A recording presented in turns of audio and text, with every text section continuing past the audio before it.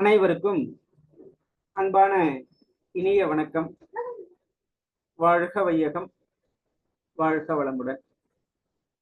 இன்றைய வகுப்பில் நாம் சிந்திக்க இருக்கக்கூடிய பகுதி எழுத்திலக்கணம். பவணந்தி முனிவர் இயற்றிய நன்னூல் வழி முதலில் நாம் எழுத்திலக்கணம் சார்ந்த செய்திகளை சிந்தித்துக் கொண்டிருக்கிறோம். இதனுடைய தொடர்ச்சியா நன்னூல், எழுத்திலக்கணம், சொல்லிலக்கணம் இதோடு தொடர்புடைய செய்திகள் தான். இதையெல்லாம் பார்த்துவிட்டு தொல்காப்பியத்தின் வழியும் நாம் தொடர்ந்து செய்திகளை பார்க்க இருக்கும். கடந்த வகுப்பில் குறிப்பாக எழுத்துக்கள், முதலெடுத்து, சார்பெடுத்து, இணை எடுத்து, சுற்றெடுத்து, வினா எடுத்து மற்ற அவை சார்ந்த செய்திகளும்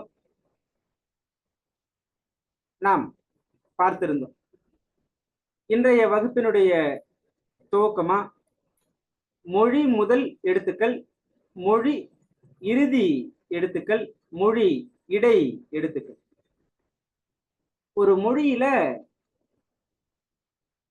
சொல்லினுடைய முதலில் என்னென்ன எழுத்துக்கள் வரும், இறுதியில் என்னென்ன எழுத்துக்கள் வரும், இடையில் என்னென்ன எழுத்துக்கள் வரும், இது போன்று ஒட்டுமொத்தமான ஒரு எழுத்துக்களை எல்லாம்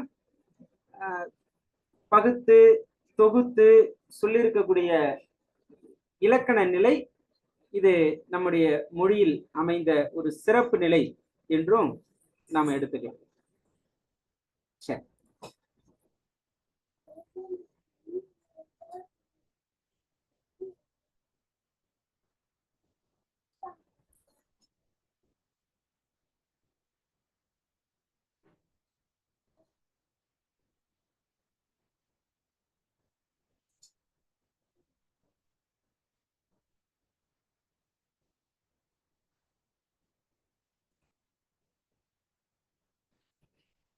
சரி, தெரியுதுங்களா? தெரியுதுங்க ஐயா. சரி சரி. மொழி முதல் எழுத்துக்கள் இவையெல்லாம் நாம் அறிந்த செய்திகள் தான். என்றாலும் மீண்டும் நம்முடைய நினைவுக்காக மொழி முதல் எழுத்துக்கள் மொத்தம் 22. ஒரு சொல்லுக்கு முதலில் வரக்கூடிய எழுத்துக்களாக 22 எழுத்துக்கள் இருக்கின்றன. அந்த 22இல் உயிரெழுத்துக்கள் 12. மெய்யெழுத்துக்கள்ல இந்த 10 எழுத்துக்கள் க, ங, ச, ஞ, த, ந, ப, ம, ய, வ. இந்த 10 வரிசைகள் மெய்யெழுத்துனா மெய்யெழுத்தா மொழி முதல்ல வராது. அது உயிரோடு சேர்ந்த உயிர்மை வடிவங்களாகத்தான் மொழி முதல்ல வரும். ஆக மெய்கள்ல இந்த 10 வரிசைகள், 10 எழுத்துக்களுடைய வரிசைகள் மொழிக்கு முதலில் வரும். ஆக இந்த 10 கூட்டல் உயிர் ஒரு 12 ஆக 22. இந்த 10 மெய்யெழுத்து வரிசைகள்ல அதுலயும் உள்ளார போயிட்டு என்னென்ன உயிரோடு சேர்ந்து இந்த மெய்கள் எல்லாம் வரும் என்பதும் தெளிவாகவே சொல்லப்பட்டிருக்கு. அதுல குறிப்பா க, ச, த, ந, ப, ம 1 2 3 4 5 இந்த 6 எழுத்துக்கள். இந்த 6 எழுத்துக்களும் எல்லா உயிரோடு சேர்ந்த அந்த உயிர்மை வடிவங்களும் சொல்லோட முதல்ல வரும். கா என்று சொன்னா அது இக்கு கூட்டல் 12 உயிரெழுத்துக்கள். இது போன்று இந்த 6 எழுத்துக்களும் எல்லா உயிர்மை வரிசைகளிலும் சொல்லின் முதல்ல வரும். 6 பார்த்துட்டோம் 10ல. மீதம் இருக்கக்கூடிய 4 ஒரு குறிப்பிட்ட உயிர்மை வடிவங்கள்ல மட்டும் மொழி முதல்ல வரும். அந்த 4இல் ங வரிசை, அதுல ங என்கிற ஒரு எழுத்து மட்டுமே சொல்ல முதல்ல வரும். இது சங்ககால பயன்பாடு தான், தற்கால பயன்பாடு எல்லாம் இல்ல. ஞ ஞா வரிசையில பாருங்க 4 எழுத்துகள். ஞ ஞா ஞே ஞோ இந்த நான்கும் முழு முதலில் வரும் ஞா வரிசையில. யா வரிசையில 6 யா யா யு யூ யோ யவ் என்கிற 6 யா வரிசையில. வா வரிசையில 8 வா வா வி வி வே வே வை வவ். ஆக உயிர்மை வடிவங்கள்ல 10 எழுத்துக்கள். இந்த 10ல 6 எல்லா உயிரோடு சேர்ந்து வரும். மீதம் இருக்கக்கூடிய 4ல நகரம் ஒரு இடத்திலையும், ஞகரம் 4 இடங்களிலும், யகரம் 6 இடங்களிலும், 6 உயிர்மை வடிவத்திலும், வகரம் 8 உயிர்மை வடிவங்களிலும் மொழி முதல் வரும். சரி, இந்த மொழி முதலில் வரக்கூடிய இந்த செய்திகளை பார்த்த சூழல்ல இப்ப எதெல்லாம் வராது என்பதையும் நம்மாலே முடிவுக்கு வர முடியும். அதில் மெய்யெழுத்துக்கள் 18, அத மெய்யெழுத்துக்கள் தனித்து அந்த 18 சொல்லோட முதல்ல வராது. இது ஒரு செய்தி. இரண்டாவது, 18 மெய்யெழுத்துக்கள்ல 10 மெய்யெழுத்துக்கள் தான் உயிரோடு சேர்ந்து உயிர்மை நிலையா வரும் என்று பார்த்திருக்கோம். அந்த 10 தவிர்த்த மற்ற 8 மெய்யெழுத்துக்கள் மொத்தம் 18. அந்த 18ல 10 தவிர்த்த அந்த 8 உயிர்மை எழுத்துக்களின் வரிசையில் ஓர் எழுத்து கூட சொல்லின் முதல்ல வராது. இதுவும் இயல்பாகவே வெளிப்படக்கூடிய ஒரு செய்தி தான். உயிர் மெய் ஆயுதம். ஆயுதம் அக் சொல்லோட முதல்ல வராது, சொல்லோட இடையில தான் அது வரும். ஆக மொழிக்கு முதலில் வராத எழுத்துக்கள் என்பதையும் நம்மால் இதிலிருந்து பதிலை வெளிப்படுத்த முடியும். சரி, இது ஒவ்வொரு வரிசைக்கும் இந்த எதுலெல்லாம் வரும், இந்த என்ன எழுத்தோடு வரும் என்று பார்த்திருக்கோம். இது தவிர்த்த மற்ற எழுத்துக்களோடு வராது. சரி, மொழி இறுதி எழுத்துக்கள். ஒரு சொல், அந்த சொல்லுக்கு இறுதியாக வரக்கூடிய எழுத்துக்களின் எண்ணிக்கை 23. ஒரு சொல்லுக்கு முதலில் வரக்கூடிய எழுத்துக்களின் எண்ணிக்கை 22. இறுதியில் வரக்கூடிய எழுத்துக்களின் எண்ணிக்கை 23. அதில் உயிரெழுத்துக்கள் 12 மெய்யோட இணைந்து உயிர்மெய்யாக மட்டுமே சொல்லோட இறுதியில வரும். உயிரெழுத்துக்கள் தனித்து சொல்லின் இறுதியில் வரக்கூடிய நிலை கிடையாது. அளபெடை மட்டும் விதிவிலக்கு. அளபெடை மட்டும் விதிவிலக்கு. மற்றபடி இயல்பாக எந்த உயிரெழுத்து சொல்லின் இறுதியில் வராது. 12 உயிரெழுத்துக்களும் மெய்யோடு இணைந்து வரும். மெய்யெழுத்து 18ல 11 எழுத்துக்கள் சொல்லின் இறுதியில் வரும். இஞ்சு, இன்னு, இன்னு, இம்மு, இய்யு, இரு, இல்லு, இவ்வு, இழு, இள்ளு, இன். 1 2 3 4 5 6 7 8 9 10 11. ஆக இந்த 23 எழுத்துக்கள் மொழியின் இறுதியில் வரும். குற்றியலுகரம் அது ஒன்று, அது கூடுதலானது. அது இந்த எழுத்துக்குள்ளாகத்தான் அடக்கும். இப்ப மொழிக்கு இறுதியாக வரக்கூடிய எழுத்துக்கள் 23 என்று பார்த்த சூழல்ல மொழிக்கு இறுதியில் வராத எழுத்துக்கள் என்ன? இங்கு பார்த்த தவிர பிற. சொல்லின் இறுதியில் உயிரெழுத்துக்கள் தனித்து வருவது கிடையாது. அளபெடை எழுத்துக்கள் இடம்பெறும் போது உயிரெழுத்துக்கள் சொல்லின் இறுதியில வரலாம், அதுவும் நம்ம பார்த்திருக்கோம். ஆயுத எழுத்து சொல்லின் இறுதியில வராது. இந்த 18 மெய்யெழுத்துக்களை 11 எழுத்துக்கள் வரும் என்று பார்த்திருக்கோம். அந்த 11 தவிர்த்த பிற 7 சொல்லின் இறுதியில் வராது. பிறகு உயிரெழுத்துக்கள்ல எகர வரிசையில கே முதல் நே முடிய எந்த உயிர்மை எடுத்தும் மொழி இறுதியில வருவதில்லை. எகரத்துல கே முதல் நே முடிய. ஒகர வரிசையில நோ என்கிற ஓரெழுத்து தவிர பிற உயிர்மை எழுத்துக்கள் சொல்லோட இறுதியில வராது. இந்த நோ ஓரெழுத்து ஒரு மொழியிலும் வரும். இந்த நோ என்கிற ஓரெழுத்து ஒரு மொழிக்கான பொருள் தான் துன்பம். நோ என்றால் துன்பம். சரி, ஆக சொல்லுக்கு முதலில் வரக்கூடிய எழுத்துக்கள், இறுதியில் வரக்கூடிய எழுத்துக்கள், சொல்லின் இடையில் வரக்கூடிய எழுத்துக்கள் என்னென்ன எழுத்துக்கள்லாம் சொல்லோட இடையில வரும்? 18 மெய்யெழுத்து. சொல்லுங்கம்மா. 18 மெய்யெழுத்துக்களும் சொல்லின் இடையில் வரும். உயிர்மை எழுத்துக்கள் சொல்லின் இடையில வரும். ஆயுத எழுத்து சொல்லின் இடையில் வரும். உயிரெழுத்து மட்டும் சொல்லின் இடையில வராது.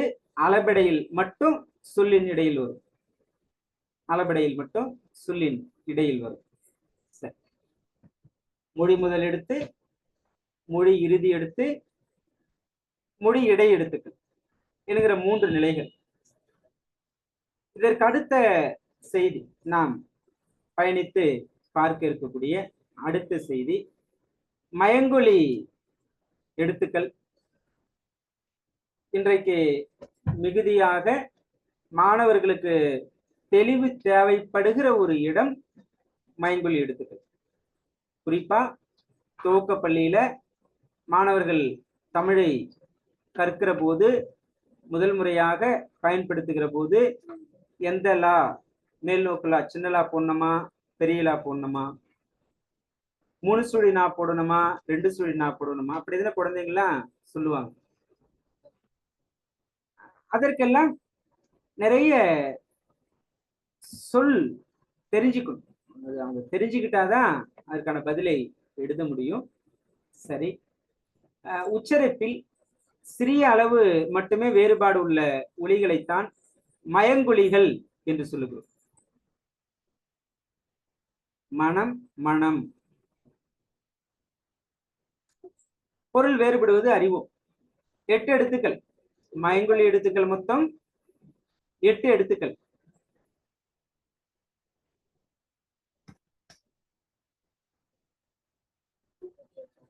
தன்னகரம், ரன்னகரம், தன்னகரம். பிறகு ஒற்றல்லகரம், வருடல்லகரம், சிறப்பு ழகரம் ழா, இடைநரகரம், வல்லினரகரம். இந்த 8 எழுத்துக்கள் தான் மயங்கொலி எழுத்துக்கள். இந்த எழுத்துக்களினுடைய பிறப்பு பற்றிய செய்திகளை எல்லாம் நாம் ஏற்கனவே பார்த்திருக்கிறோம். சொல்லின் இடையில எந்த இடத்துல தன்னகரம் வரணும், தன்னகரம் வரணும், ரன்னகரம் வரணும் என்பதற்கு அடிப்படையா எளிமையான ஒரு செய்தி. டகரத்தை அடுத்து வரும் நகரம் தன்னகரம். இந்த வழக்கு தகரத்தை அடுத்து வருகிற நகரம் தன்னகரம், ரகரத்தை அடுத்து வருகிற நகரம் ரன்னகரம் என்று சொல்லுகிற இந்த நிலையில டா என்கிற எழுத்திற்கு முன்புதான் தன்னகர எண் வரும். கண்டம் அங்க 3 சுழியா 2 சுழியா என்று பார்க்கிற போது டாவை வைத்து நாம முடிவு செய்யறோம். டன்னகரம் வந்தால் அதற்கு பக்கத்துல வரக்கூடிய எழுத்து டா வந்துச்சுன்னா டன்னகரம் தான் வரணும். கண்டம், வண்டி, நண்டு, பண்டு, தொண்டு, ஆண்டு, ஈண்டு, வண்டு என்பன போல. ர என்னும் எழுத்துக்கு முன் ரன்னகர இந்தா. மன்றம், தென்றல், நன்றி என்பன போன்று சொற்கள் மிகுந்து கொண்டே செல்லும்.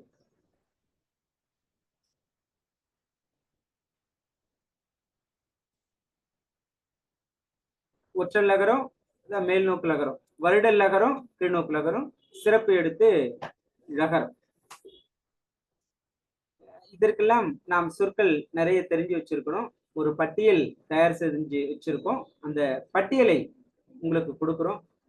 இதையும் தாண்டி உங்ககிட்ட இருக்கக்கூடிய அந்த சொற்களஞ்சியம் அதை பார்த்தும் நீங்க நிறைய செய்திகளை பிறருக்கு சொல்லலாம்.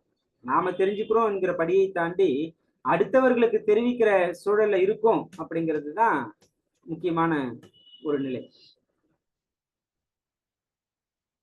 ஆக மேல் நோக்கலை வருகிற போது அது பொருளின் மதிப்பு, கீழ்நோக்கலை விளை, விளைவித்தல், விளைச்சல், அது உண்டாக்குதல் என்று. விளை என்று வருகிற போது விரும்பு. நம்முடைய மொழியை தமிழ்நாட்டிலே வாழ்ந்த தமிழர்களினுடைய குழந்தைகள் இன்றைக்கு கற்றுக்கொள்கிற போது நிறைய சிரமப்படுறாங்க. தமிழ் கடினம், தமிழ் கடினம். ஆங்கிலத்தை ரொம்ப எளிமையா பயன்படுத்திக்கிறாங்க. தமிழை எழுதுவதுல சிரமப்படுறாங்க. ஆனா வடநாட்டில இருந்து ஒரு வேலைக்காக இங்க வரக்கூடிய எவ்வளவு நபர்கள் தமிழை இங்க வந்துதான் முதல் முறையா கத்துக்கிறாங்க. ஆனாலும் அதை எளிமையாகவே பயன்படுத்துறாங்க. அவங்களுடைய குழந்தைகளை எல்லாம் அரசு பள்ளியில தமிழ் வழியில படிக்க வைக்கிறாங்க. வடநாட்டை சேர்ந்த பலர் நான் பார்த்திருக்கேன். சென்னையில அவங்களோட குழந்தைகளை அரசு பள்ளியில படிக்க வைக்கிறாங்க தமிழ் வழியில.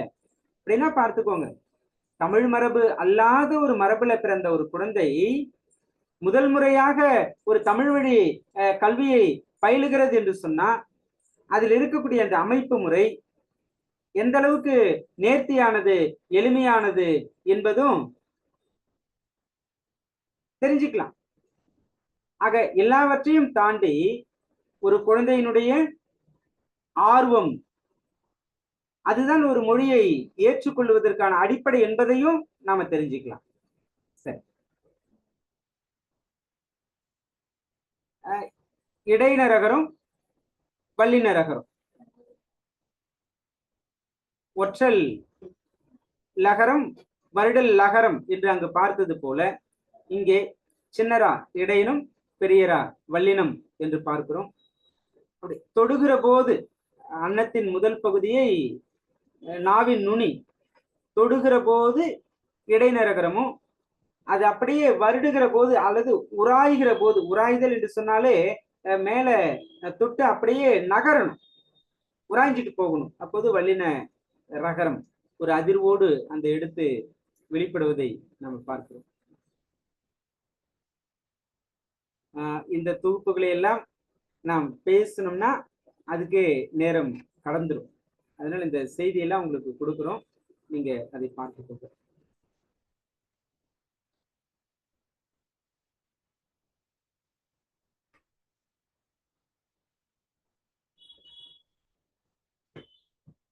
இப்ப நாம பதத்திற்குள்ள பயணிக்கலாம். பதம், மொழி, கிளவி, சொல் எல்லாம் ஒரு பொருள் குறித்தன. இதை பகுபதம், பகாபதம் என்று இரண்டு வகையா பிரிக்கிறோம். நிறைய குழந்தைகளுக்கு, மாணவர்களுக்கு இலக்கணம் ஒரு கடினமா தோன்றுவதற்கான அடிப்படையில ஒன்று, இந்த இலக்கணத்தை பற்றிய தெளிவான புரிதல் மாணவர்களுக்கு ஏற்படாமைதான். அதை ஏற்படுத்துவது ஆசிரியர்களுடைய தலையாய கடமை. உதாரணத்துக்கு பதம் என்பதனுடைய பொருளே பல மாணவர்களுக்கு தெரியாம இருக்கு. மாணவர்கள் பலருக்கு பதம் என்றால் சொல்லுதாங்க. ஒரு சொல்லை பகுக்க முடிந்தால், பகுத்தால் பொருள் தரணும். அவ்வாறு பகுக்க முடிந்தா அது பகுக்கக்கூடிய சொல் பகுபதம். பகுக்க முடியாத சொல் பகுத்தால் அடுத்து பொருள் தராத சொல் பகாபதம் என்பது போன்று எளிதாக அவர்களுக்கு புரிகிற மாதிரி வெளிப்படுத்தும் போது அவர்களுக்கும் இலக்கணம் இயல்பான வாழ்க்கையை ஒட்டிய ஒரு செய்தியாகவே அமைந்துவிடும். சரி, பகுபதத்தினுடைய இரண்டு வகைகள், பெயர் பகுபதம், வினை பகுபதம். ஒரு சொல்லை மீண்டும் பகுத்தால் பொருள் வெளிப்படுவது பகுபதம், பகுக்கக்கூடிய சொல். அது பெயராக இருக்கிற போது பெயர் பகுபதம், வினை என்கிற நிலையில் இருக்கிற போது வினை பகுபதம். இந்த பெயர் பகுபதம் என்பது பகுபதமாக அமைக்கக்கூடிய ஒரு பெயர் சொல் தான். பெயர் என்பதற்கான ஒரு சோதனை கூட ஏற்கனவே ஒரு முறை நாம் சிந்தித்திருப்போம். பெயர் என்பது வேற்றுமையை ஏற்கும், காலம் காட்டாது, அதுதான் பெயர் சொல். இந்த பெயர் சொல் 6 வகைப்படும். பொருட்பெயர், இடப்பெயர், காலப்பெயர், சினைப்பெயர், குணம் அதாவது பண்பு பெயர், தொழிற்பெயர் என்று 6 வகைப்படும். பெயர் பொருள், இடம், காலம், சினை, குணம், தொழில். ஆக பொன்னன், பொன் அது ஒரு பொருள். பொன்னை உடையவன் பொன்னன், அது பொருட்பெயர். நாடன், நாடு, இடம், இடப்பெயர். சித்திரையான், காலம், சித்திரை என்பது காலம், ஆக சித்திரையான் காலப்பெயர். கண்ணன், கண் என்பது ஒரு உறுப்பு, சினை, கண்ணன் என்பது சினை பெயர். இனியன், இனிமை, இது ஒரு பண்பு. பண்பு பெயர் என்பது 4 நிலைகள் வரும். அளவு, வடிவம், நிறம், குணம். அளவு, வடிவம், நிறம், குணம், இந்த 4 அடிப்படையில் வருவது பண்பு பெயர்.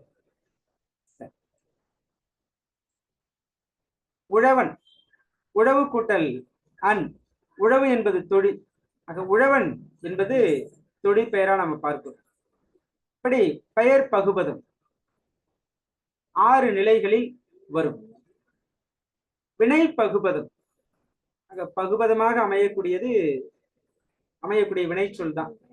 ஒரு வினைச்சொல் என்றால் அடிப்படையில் 2 நிலைகளை நாம் சோதித்து பார்த்து தெரிஞ்சுக்கலாம்.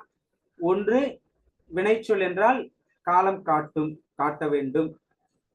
2, வேற்றுமை உருபை ஏற்காது.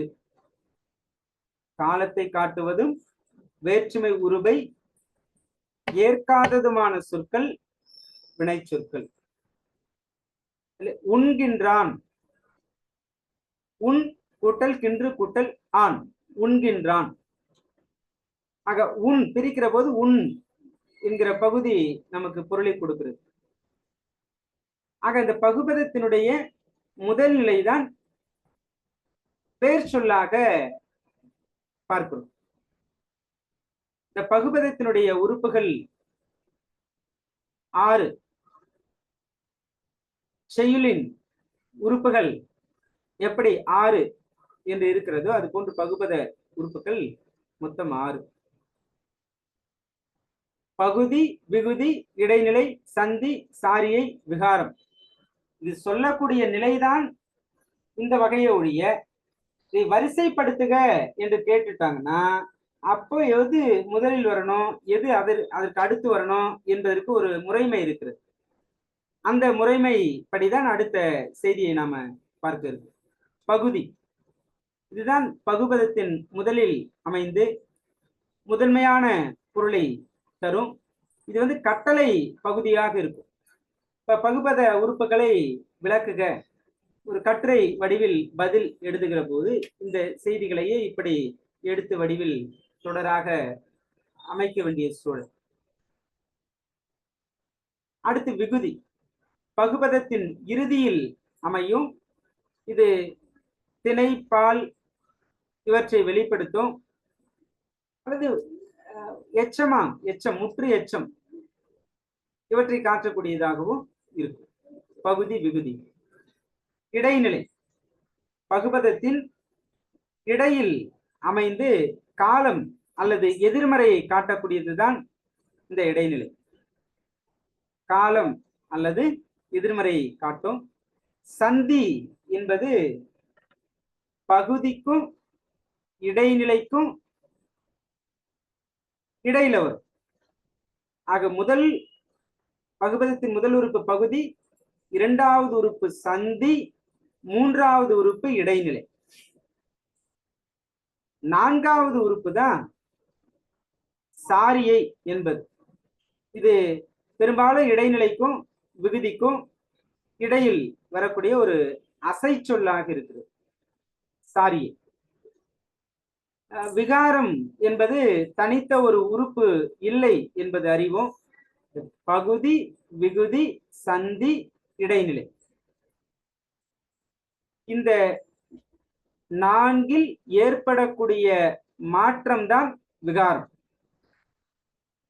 நான்கில் ஏற்படக்கூடிய மாற்றம்தான் விகாரம். சரி, இந்த வரிசைப்படி பார்க்கிற போது முதலில் பகுதி, இரண்டாவது சந்தி, மூன்றாவது இடைநிலை, நான்காவது சாரியை, ஐந்தாவது விகுதி.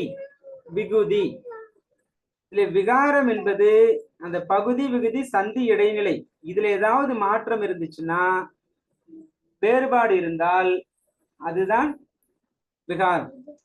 உதாரணத்திற்கு வந்தனன். வந்தனன் பகுதினாலே அது கட்டளை பொருள் இருக்கணும். கட்டளை பொருள் இருக்கணும். இப்ப வந்தனன் என்பதனுடைய முதல் நிலைனா வா என்பதுதான் வா என குறுகி இருக்கு. வா என்கிற நெடில் தன்னுடைய அமைப்பிலிருந்து குறுகி இருக்கு, மாறி இருக்கிறது. அதான் விகாரம். வா என்பது பகுதி, வா என குறுகி இருப்பது விகாரம். இந்து அது இத்து வல்லினும் அந்த எடுத்துதான் வரணும், அதுதான் சந்தி. அது இந்தாக மாறி இருப்பது சந்தி விகாரம். முதல்ல வா வ பகுதி விகாரம், இத்து இந்தானது சந்தி விகாரம். அடுத்து இருக்கக்கூடிய இத்துதான் காலம் காட்டும், இது எதிர்மறை பொருளை. இறந்த கால இடைநிலை. இடைநிலைக்கும் விகுதிக்கும் இடையில இருக்கக்கூடியதுதான் சாரியை. இங்கே அன் சாரி. இறுதியாக இருக்கக்கூடிய அந்த அன் என்பதுதான் திணை பால் உணர்த்தும். இங்கே அன் என்பது ஆண்பாலை குறிக்கிறது. வந்தனன் உயர்தனையை குறிக்கிறது. அதை தாண்டி எண்ணிக்கையும் குறிக்கும். வந்தனன் ஒருமை, இடத்தையும் குறிக்கும். வந்தனன் என்று சொல்லும் போது நானும் இல்லை, நீங்களும் இல்லை, மூன்றாவது மனுஷன். அப்ப அது படர்க்கை. திணை பால் எண் இடம் இத்தனையையும் இது குறிக்கிறது. சரி, பகுபதங்கள் இவ்வாறான நிலைகள்ல அமையும். பகுபதம் இரண்டு வகைப்படும். பெயர் பகுபதம், வினை பகுபதம். அடுத்து பகாபதம். எளிமையான நிலைதான். பகுபத உறுப்புகளாக பிரிக்க முடியாத சொல்லைத்தான் நாம் பகாபதம் என்று குறிப்பிடுகிறோம். பகுக்க முடியாத பதம் பகாபதம். இது பெயர், வினை, இடை, உரி என்கிற 4 வகை சொற்களிலும் பகாபதம் உண்டு. அதைத்தான் பெயர் பகாபதம், வினை பகாபதம், இடை பகாபதம், உரி பகாபதம் என்று இந்த 4 நிலைகளில் பார்க்கிறோம். பெயர் சொற்கள்ல நிலம், நீர், நெருப்பு, காற்று இது போன்றவற்றையெல்லாம் பிரிக்கவே முடியாது. அதனால இது பெயர் பகாபதம். வினையில நட, வா, படி, வாழ் இது போன்றவற்றையெல்லாம் அந்த அடிச்சொல், வேர்ச்சொல் இவற்றையெல்லாம் பிரிக்க முடியாது. இது வினை பகாபதம். இடைச்சொல் மண், கொள், தில், போல் இடைச்சொற்கள் நிறைய வகை இருக்கு. ஒரு பட்டியலே இருக்கிறது, பார்க்கலாம். உரி பகாபதம் உரு, தவ, நனி, கழி என்பன போன்றவை. இவற்றையும் நம்மால் மேலும் பிரிக்க முடியாது. ஆக பகாபதத்தை 4 அடிப்படையில் பார்க்கின்றோம். பெயர் பகாபதம், வினை பகாபதம், இடை பகாபதம், உரி பகாபதம். ஓரெடுத்து ஒரு மொழி ஏற்கனவே நாம் அறிந்த செய்திதான். இந்த செய்தி இப்பொழுது எடுத்துக்கிறீங்களா இல்ல நூல்ல இருக்கா பாருங்க. 42 ஓரெடுத்து ஒரு மொழிகள். ஆ, பசு, ஈ, ஈதல், கொடு, ஊ, இறைச்சி, ஏ, அம்பு, ஐ, ஐ என்றால் தலைவன், என்னை, எனக்கும் ஆகாது என்னைக்கும் உதவாது பசலை உணியர் வேண்டும். சங்க இலக்கியத்துல தலைவனுடைய கூற்றா வரும். என் ஐ என்னுடைய தலைவன். இந்த என்னுடைய அழகு எனக்கும் பயன்படல, என்னுடைய தலைவனுக்கும் பயன்படல, வீணா இந்த பசலை நோய் உண்டு விட்டு செல்லுகிறதே என்கிற பொருளில். ஓ, மதகுநீர் தாங்கும் பலகை. கா, சோலை. இதுல சற்று வித்தியாசமா இருக்கிறது மட்டும் கூடுதல் கவனம் கொடுத்துக்கணும். ஐ முக்கியமானது. ஏ இத டிஎன்பிஎஸ்சில அதிகமா கேட்டிருக்காங்க. கா என்றால் சோலை, மிகுதியான இடங்கள்ல சங்க இலக்கியத்தில் வரும். கூ, பூமி. கை, ஒழுக்கம். கோ, அரசன். சா, சாதல், இறந்து. சி, இகழ்ச்சி. சே, உயர்வு. யாரா எடுத்துக்கிறீங்க அப்படின்னா வேகமா போற மாதிரி இருந்தாலும் நீங்க சொல்லலாம். ஐயா எழுதிட்டு தாங்க இருக்கிறேன். சரிங்க சரிங்க.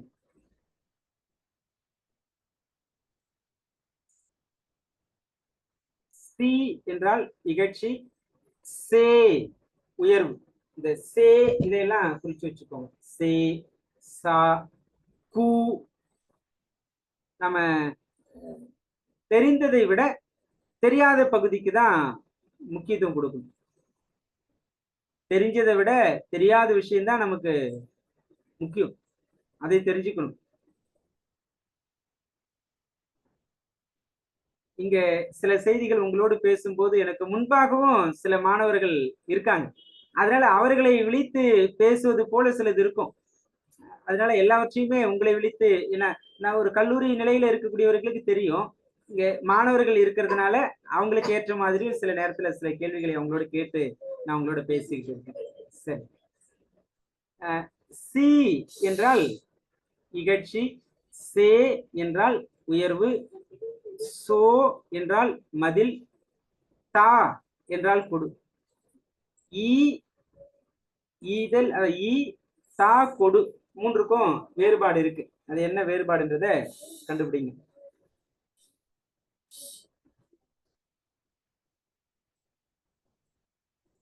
சி, நெருப்பு. தூ, தூய்மை.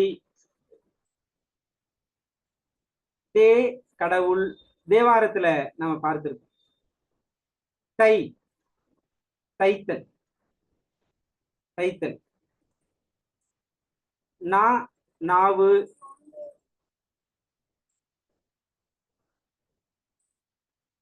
நீ, முன்னிலை ஒருமை, நமக்கு முன்பாக இருக்கக்கூடிய ஒருமை நீ. நே, அன்பு, நேயம். இது கேட்கப்பட்டதுங்க. நை, இழிவு. நோ, இதுவும் கேட்கப்பட்டது தேர்வுகள்ல. நோ, வறுமை. பா, பாடல். பூ, மலர். தெரிந்த செய்தி. பூ, மலர்.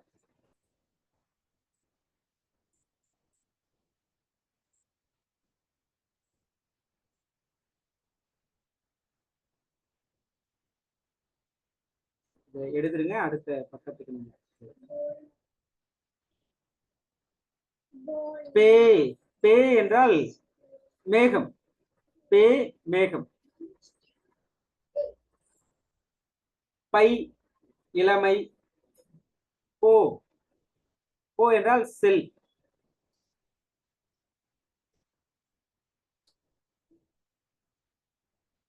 மா மாமரம். மா என்பதற்கு விலங்கு, விலங்கு என்ற ஒரு பொருள் இருக்கிறது. ஆமா பெரிய என்ற ஒரு பொருள் இருக்கலாம். ஆமா ஆமா ஆமா மகிழ்ச்சி. மா என்றால் பெரிய. ஆமா, மாமரம். மீ என்றால் வான், உயர்ந்த.